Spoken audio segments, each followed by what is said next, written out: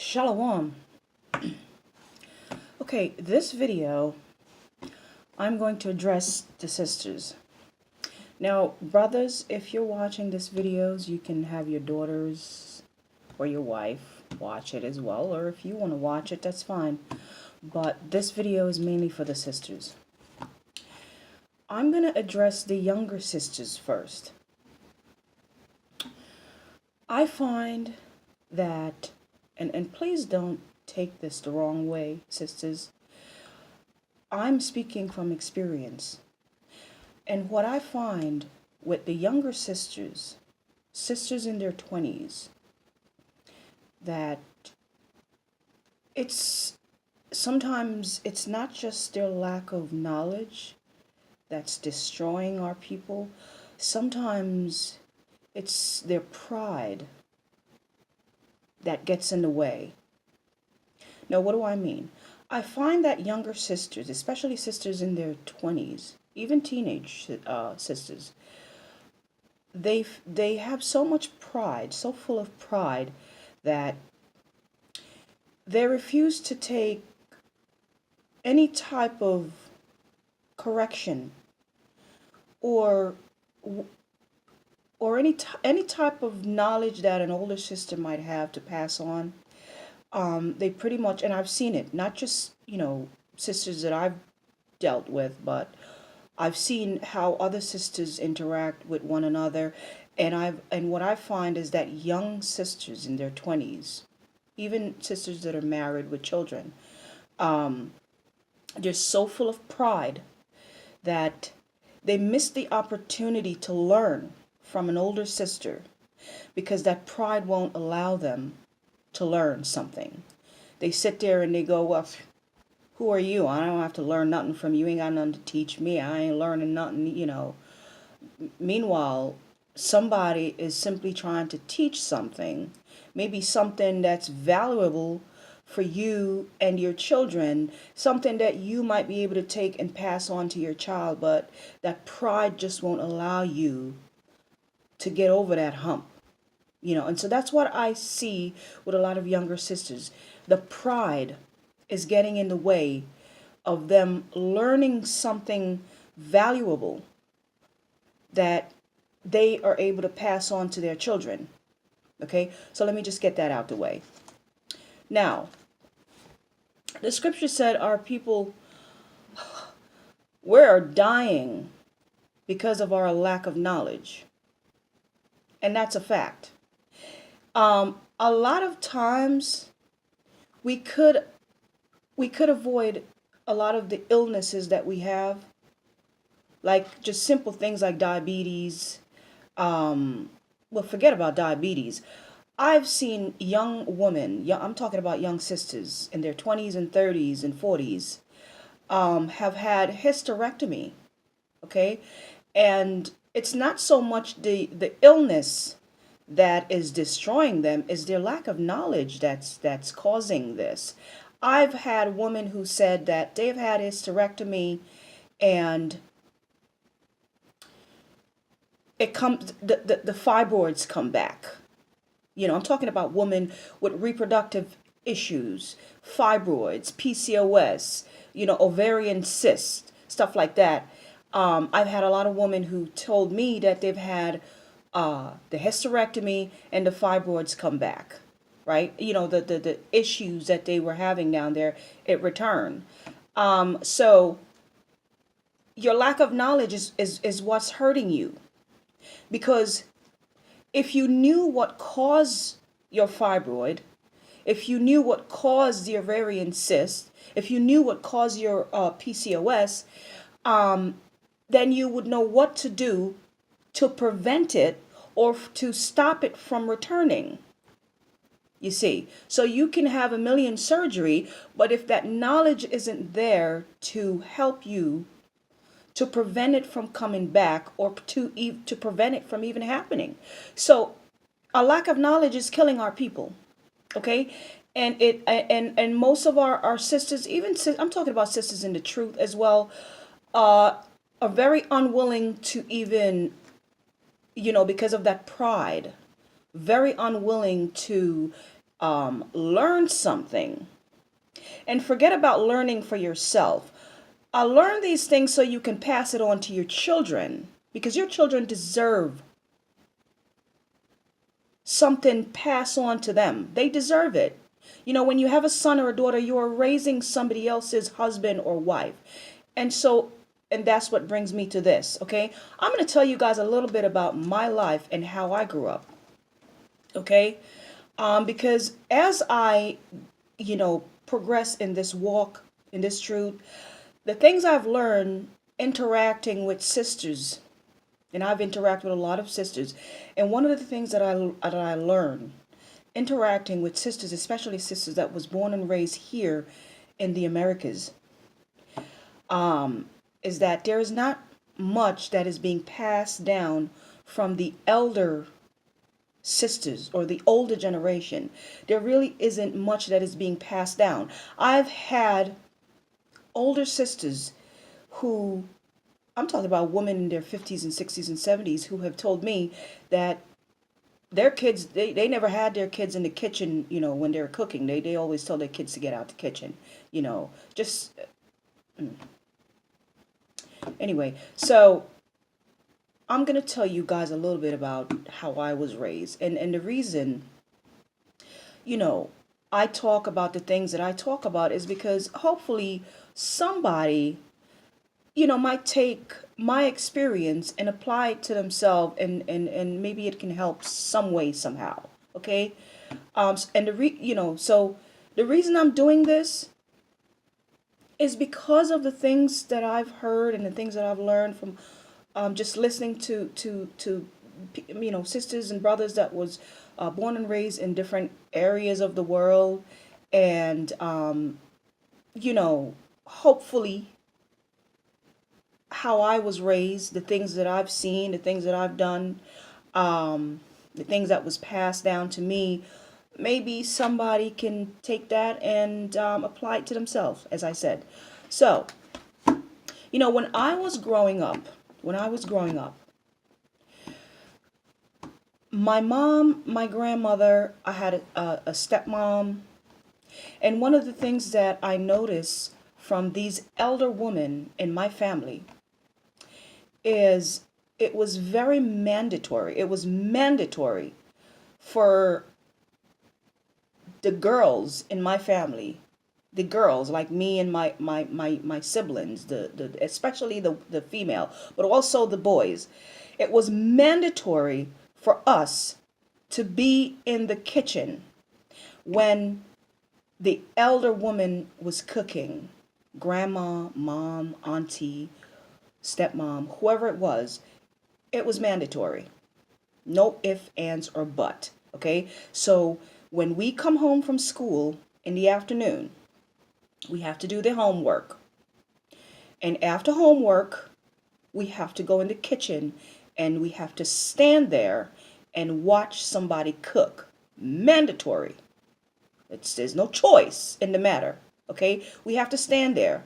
And this happened, I think this started when I was about 5 or 6 years old. Okay? That was the age.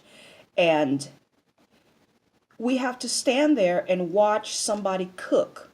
We have to stand and watch somebody make the rice or cut up the veggies or, prepare the meat or something. And we stood there every day. This is how we learn. We have to stand and we have to observe. Okay? Because one day, and we don't know when, but one day, one of those elder women is going to call on one of us to make something. We don't know what it is yet. They're going to call on us to either make the rice, to peel the potato, to make the dumplings, to prepare the meat. Something. We're going to have to do something. One day, we don't know what it is, but one day we're going to be called on to prepare something, and we better be ready. Okay? So we have to stand there and observe and learn how to cook. I come here to America and I see older women. I'm talking about mom and grandma. The kids come in the kitchen and they chase the kids out of the kitchen. Get out of the kitchen. Go somewhere. Go watch TV. Go upstairs. Go play. Go in the backyard. Why are you chasing your grandchildren out of the kitchen? As a grandmother, I'm talking to you, elder woman now.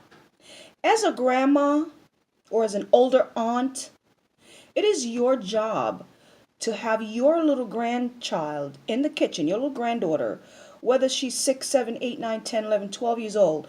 It's your job to have that little girl in the kitchen learning how to do something, because she is going to be somebody's mother or and wife one day, hopefully, most I willing, right?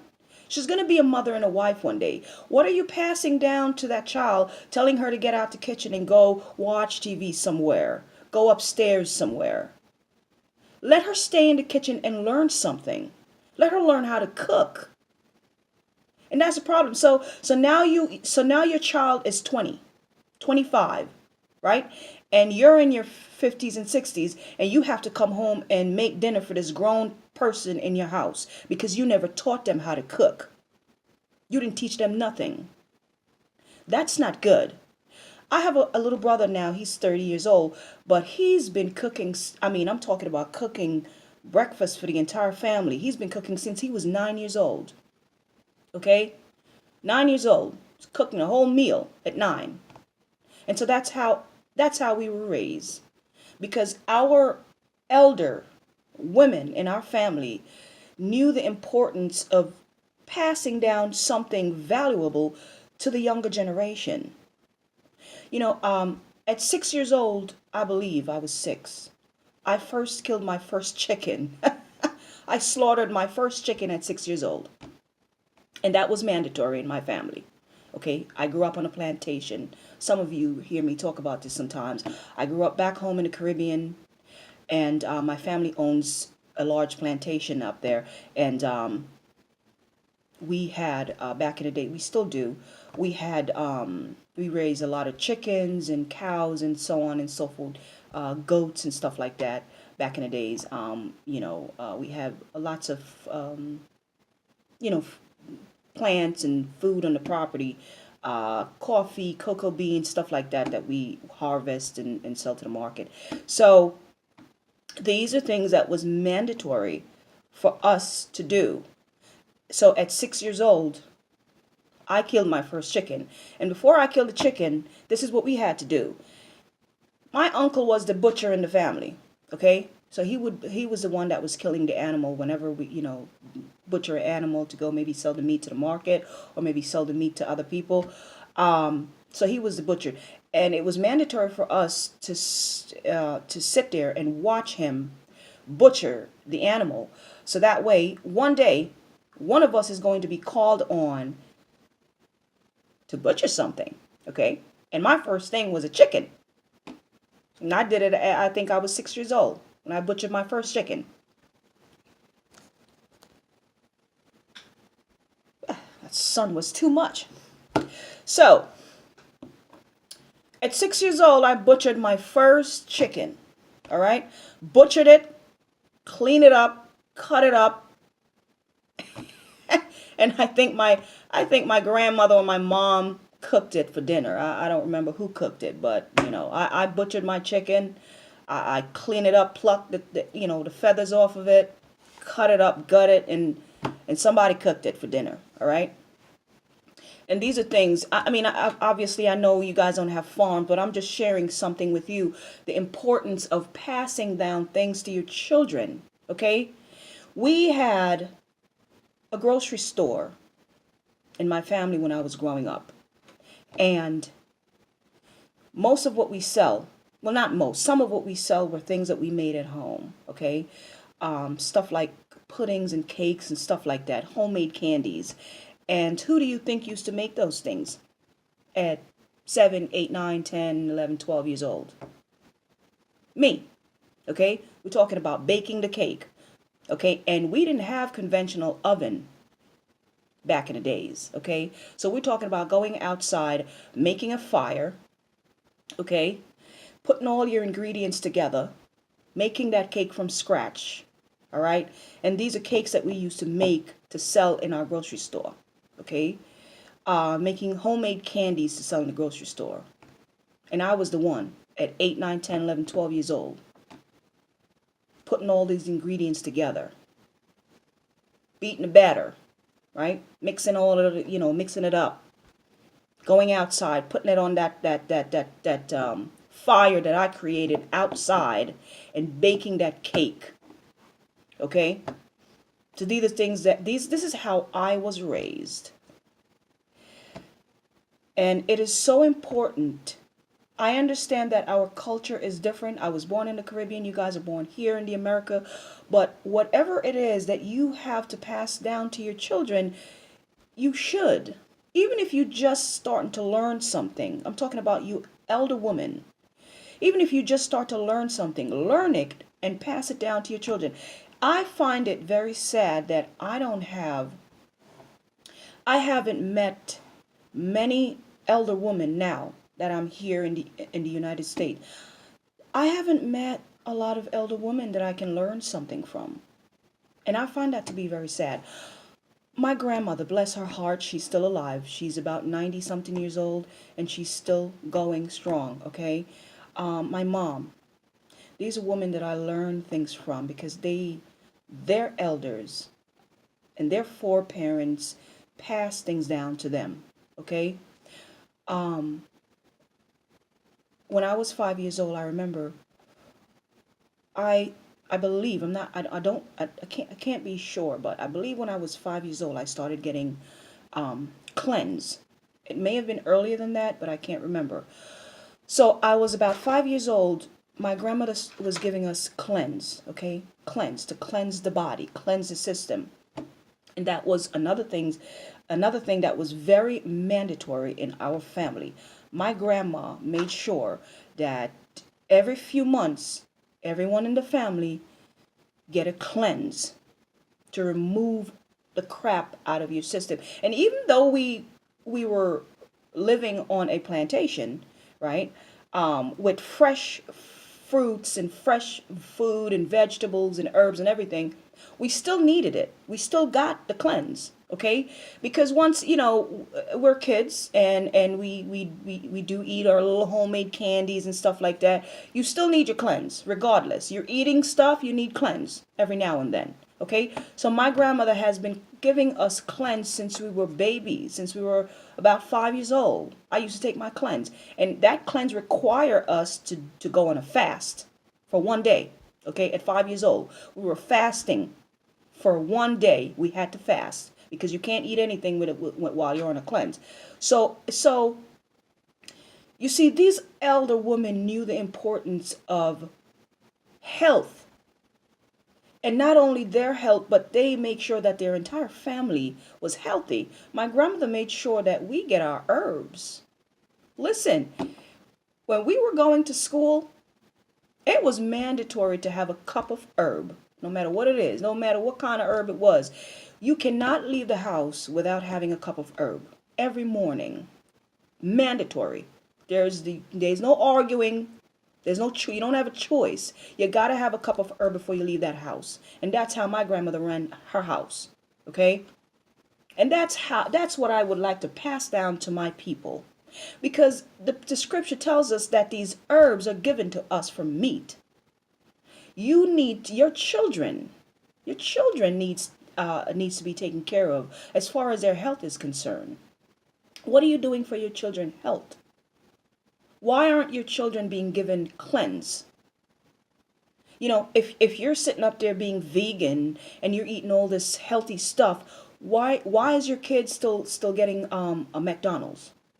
Why are you still feeding them fried chicken and from Burger King and or wherever, and a whole bunch of potatoes and fried, what you call it, fries? Why are your children still being given junk food and all this processed crap, sodas and all this milk and cheese? Meanwhile, you're sitting up there eating your vegan food. Your child is your jewel. Like that's your kids. Your kids should come first. So if you're trying to go vegan and do the right thing, why are your children not being taken care of? Your kids should be given flushes on a regular basis, especially if they're eating garbage. Okay? So parents, mom and grandma, take care of your children. These kids deserve it. I had a conversation a couple of nights ago with a young lady, and it really, really hurts me. I almost broke down.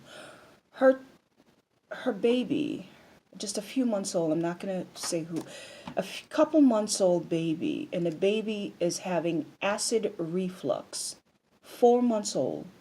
Acid reflux. You know why?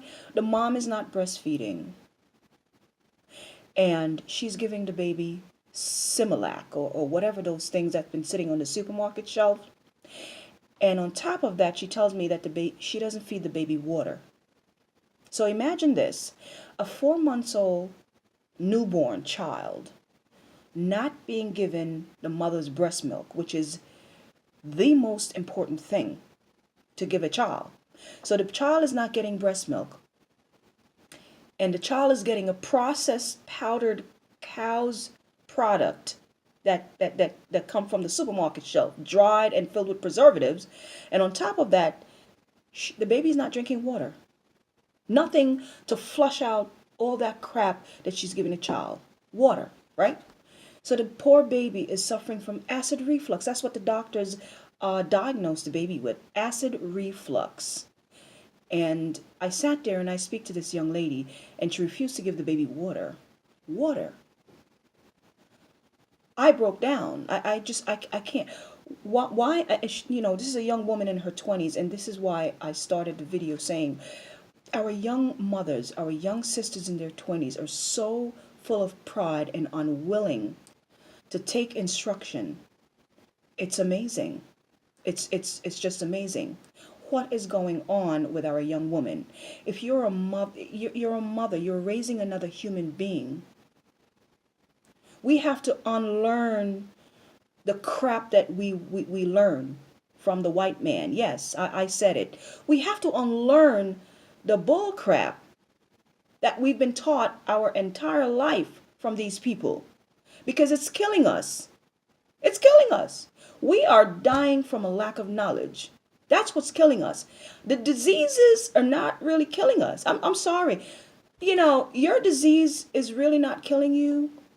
It's your lack of knowledge that's killing you.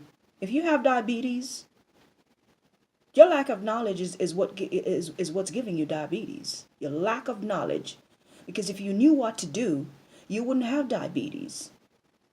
You see, if you knew what to do, you wouldn't have PCOS and fibroids growing in your reproductive organs. So your lack of knowledge is what's causing these diseases, and your unwillingness to learn something, you young woman.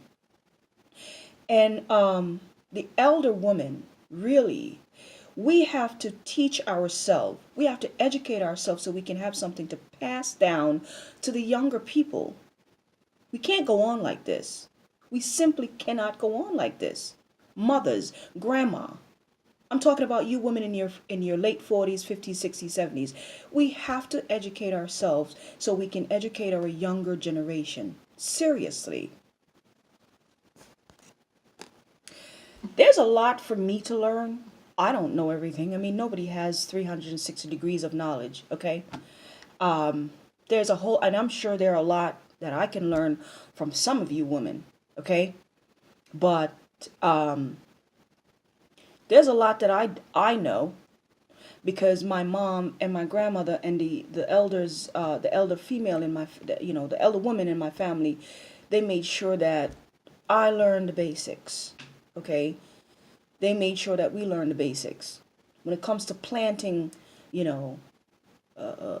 planting food to eat, planting stuff, harvesting stuff, cooking, baking, making stuff. They made sure that we learn how to sew with our hands. You know what I mean? Because we didn't have no sewing machine. I learned how to sew with my hands, needle and a thread. These are things that you need to pass down to listen, we're not going to have all of this for when stuff hit the fan and we need to do things for ourselves, we have to be able to rely on our hands, okay? I didn't grow up with stoves. I didn't grow up with wash machine and dryer. Listen, Back in the days, I was washing clothes by hands, my clothes, and sometimes my mom, other people's clothes. But how do you think I wash my clothes? We didn't have no wash machine. We get what we call a wash pan. We fill it up with water, put the soaps in there, put the clothes in there, and wash it by hands. Okay? Yeah, sit there and wash it and rinse it. Wring the water out. Get the clothespin. Go to the clothing line and hang that up on the hang it up on the line. Okay, outside. That's how I grew up, and I've been doing this since I was a kid. Washing my clothes by hand because we didn't have access to no wash machine. That I don't even think we would use the wash machine if we had it. And that's another story. But listen, I'm not telling anybody to go out there and throw their wash machine away. I'm just saying, like, teach your kids stuff. There's nothing wrong with your children using their hands to do stuff. The hands. That's what the Most High gave us these for. Let them use their hands and teach your kids how to bake something. Teach them how to cook something. Teach them how to create something. Give them a needle and a thread. A lot of you think your kids are too young to learn. Like you have a 7 or 8-year-old daughter in your house. She's too young. No, she's not. You have to water that plant. Otherwise, it's going to be useless. You have to water the plant when the plant is young. And it's your responsibility, not just mommy. I'm talking about you, elder woman, the grandmother in the family. You should be the cornerstone of your family. I had a conversation with a sister the other day, and she had a grown man in her house that she gave birth to. And what can't cook. I just talked to a brother. You got an 18-year-old female in the house. You shouldn't be coming home cooking dinner for that. That's an 18-year-old. She's almost a woman. She should be making dinner after you a hard day from work. You come home. You should have dinner prepared. But if you're not showing your children how to do these things, if you're kicking them out the kitchen when you're in there cooking, how you expect them to learn? And now you're 55 years old and you come home tired from working 2 jobs and you got to go in the kitchen and cook. Meanwhile, your 18 and 20-year-old been sitting in the house all day and they didn't cook no food for you because they don't know how to cook. And whose fault is that? You can't blame them. You got to blame yourself because you didn't teach them nothing. That's sad. So I'm sorry. Don't get offended by this video. I'm keeping it real. We have got to pass things down to our children.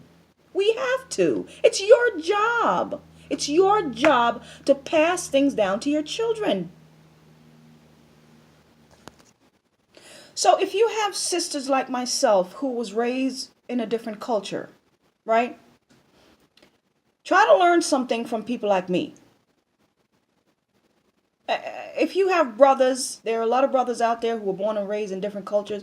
Try to learn something from them. Because they might have something that is, of substance to teach you. And so that way you can pass it down to your children. And get off that pride. Get off of that pride. Learn something. And maybe I can learn something from some of y'all too. Because, I had to leave Jamaica and come here to the United States. And this is a culture shock for me. I'm not going to lie to y'all. Because the way I was raised, you see, I'm used to waking up in the morning and going in the backyard and picking my breakfast off the tree. That's how I was.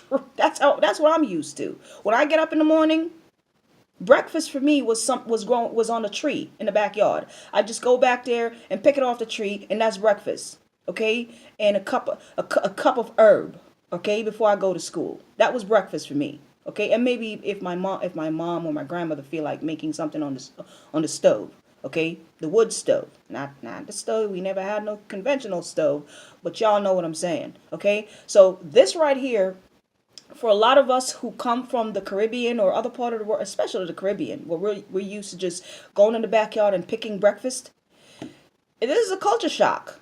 It's a culture shock because you don't have access to that anymore.